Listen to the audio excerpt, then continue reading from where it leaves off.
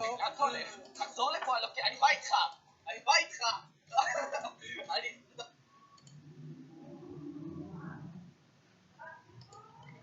שלום לכולם, היום נדבר איתכם על החג האהוב בשנה, ראש השנה כמובן. מה עושים בחג הזה? בדיוק. קודם כל אוכלים רימונים, כמו שאנחנו עושים בכל שנה חדשה כזו.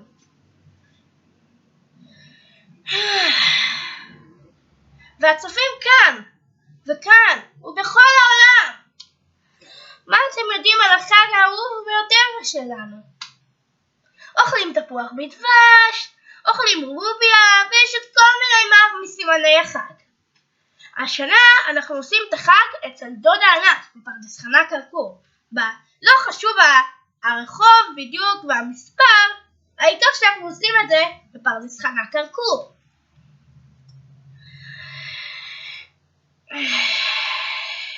ואחרי זה בא יום כיפור, אחרי זה סוכות, ובסוף החג שסיימנו לקרוא את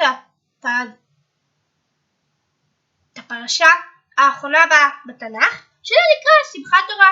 שמחים על שסיימנו לקרוא את הפרשה האחרונה בתורה.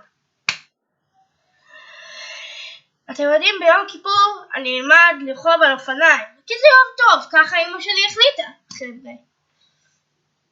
ומה רציתי לומר לכם? כמובן שזה ספיישל לחגי תשרי. אני מאוד שמח להיות בסרטון של ווינדוס 10, גם אני מקווה שכל הצופים בעולם ישמחו ואני אקבל הרבה צפיות, אני מקווה. אמרו שאם מעלה 10 סרטונים יכירו אותי יותר ויותר אנשים ויהיה לי הרבה צפיות, מלא. אתם לא יודעים כמה אפילו. שמעתי כאן משהו, ראיתם? שמעתי את זה אמא שלי, אם אתם לא יודעים. טוב, המשך יבוא. ביי.